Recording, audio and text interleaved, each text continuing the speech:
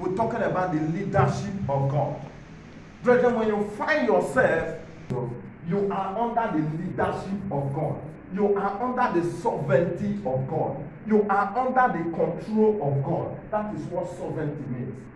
Living under the control of something. Living under the leadership of something. When you give your life to God, you no longer control your life, but God, Jesus Christ, is in control over your life. Praise the Lord.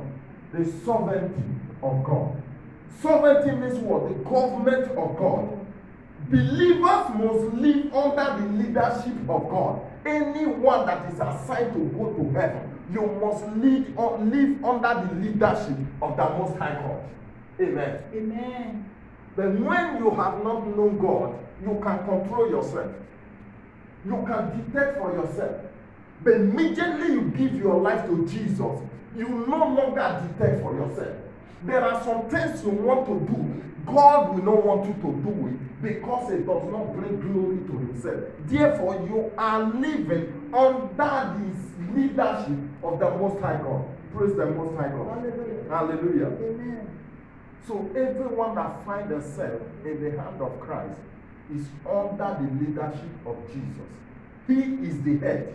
He is the supreme. He tells you what to do. He knows when things come to you. He knows the rather appropriate time when things happen to you. You no longer control yourself. You are under his own personal control. Praise the Most High God. Let's turn to Romans chapter 13, verse 1 to 2. Every soul be subject under the high powers, for there is no power but of God. The powers that be are ordained of God. Ordained of God. Whosoever therefore resisted the power, resist the ordinances of God. And they that resist shall receive to themselves damnation. Hallelujah. Amen. Praise the Lord. Hallelujah. He said, let every soul, this was the commandment of the Most High God. He said, let every soul be subject unto the higher power. And what is that higher power? What is that greater power? The power of the Most High God. God said, let every soul be subject under the greater power, which is the power of the Most High God. For the power that have been in existence, they are under and control of the power of the Most High God. The power of the Most High God, the government of the Most High God is the supreme government, is the greatest power.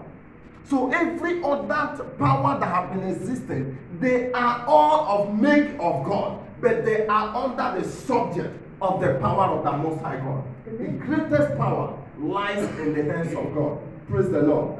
He said, whosoever therefore resisted the power, resisted the ordinances of God. Whoever that resists the leadership of God, whoever that resists the power of God, resist what? The ordinances of God. What are the ordinances of God? The living pattern, the life pattern of God. Amen. Amen. The ordinances of God, they are the laws of God, they are the rules of God, the living pattern of God. Praise the Lord. Hallelujah. So anyone that resists himself from going according to the commandment of God definitely have caught himself out of his maker. Amen. And when one decides to cut himself out of his maker, then Satan, it comes to the ordinances of Satan the devil. Praise God. It becomes under the control of Satan the devil. If God cannot control you, nobody is an island that stands neutral. If God cannot, the power of God cannot control you, definitely the power of Satan will take over. Praise the Lord. Hallelujah. There is no middleman. When the power of God is not there, definitely the power of Satan will go over and take over that person. And everybody manifests according to the power that controls you. When the power of God controls you, you manifest righteousness and holiness. And when the power of Satan controls one, you manifest the work of Satan the devil. Praise God. Hallelujah. So the Bible is urging us here that let every one of us live under the ordinances, under the auspices of the power of the Most High God, under the leadership of the Most High God. Amen. Under the control of the Holy Spirit. Amen. Praise the Lord. Hallelujah. So let every soul be what? Be subject unto the higher power. Amen. Amen. Which voice are you obeying? Are you still believing the word of God? Or you are looking unto yourself, looking unto people for help? The Bible says those that look unto Egypt, when Egypt shall fall, they will fall along with them. Everyone is bound to look unto God. It's only God that can never fall. Be you nation, be you rich man, be you the greatest man, that person may fall. But it's only God, when you look unto God, that can never fall. And if God cannot fall, you that is attached to God, there is no way you can fall. Amen. In the name of Jesus. Amen. The Bible says, whosoever therefore resisted the power, resist the ordinances of God. The power of God is always available for everyone. But there are some that resist it. There are some that say, no, I can't work with it. God can't force anybody. If God is to force everybody to serve him, he has the power to command everything he created to serve him. But there is a will he gives each and every one. Your serving God comes from your personal decision. Praise the Lord. Hallelujah. When you decide, God decides with you. He gave us a will which he, God, cannot break. He gave us a will. A will is what? Choose for yourself. Choose for yourself. You have the age to know what is good and what is bad. Then choose for yourself. That is a will. Amen. Amen. So some choose to go with God. Some choose not to serve their maker. Though they know that God exists, but they choose not to go with him. He can't force them. Amen. Amen. That was what he told the Pharisees.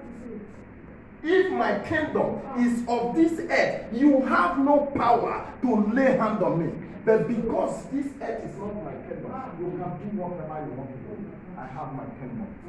That is where you belong to. Amen. The kingdom of the Most High God. Amen. You are a candidate of heaven. Amen. You are a child of God. Amen. In the name of Jesus. Amen. Turn the Bible to the book of Acts chapter 9, verse 1 to 19. From verses 1 to 9. 1 to 9. Yeah. Acts chapter 9, verse 1 to 9. Is it? Yeah. And Saul here, reaching out, threatening and slaughter against the disciples of the Lord, went to the high priest and desired of him a letter to Damascus, to the synagogue, that if he found any of this way, whether they were men or women, he may bring them bound to Jerusalem. Hallelujah. As he journeyed, he came near Damascus, and suddenly there shone round about him a light from heaven, and he prayed to the earth, and heard a voice saying to him, Saul, why persecute you me? And he answered, who are you, Lord? And the Lord said, I am Jesus, whom you persecute. Is it hard for you to keep against the breach and cease? And he trembled and astonished said, Lord, what will you have me to do? And the Lord said to him, arise, go into the city, and it shall be told you what you must do. 7. And the men which journeyed with him stood speechless, hearing a voice, but seeing no man. 8. And Saul arose from the earth, and when his eyes were opened, he saw no man, but they led him by the hand and brought him into Damascus. 9. And he was 3 days without sight, and neither eat nor drink. Hallelujah. God bless you, sir. Praise God. You saw what happened over there. There are people that it is their destiny to work for God. And when you fall into this category, brethren, if you like, hide yourself underground. God will uproot you. Yeah. There are people that God has mandated from creation that these are my people. They are to go to my mission. Wherever I send them, they must go. And when you fall into that category, you have no excuse. You have no way of escape. The only solution to you is just to vividly submit and surrender to God and follow Him. Amen. Praise the Lord. Hallelujah. It's not everybody. This mantle do not fall upon everybody. There are people that can say, God, do your own, I do my own. They go free. No problem. But there are people that can't tell God because Jonah fall into this category of having covenant with the Lord. Don't send Jonah to go and deliver the people of Nineveh. Jonah don't want to go. He was running. Because the covenant of the Most High God lies upon his head. If it's an ordinary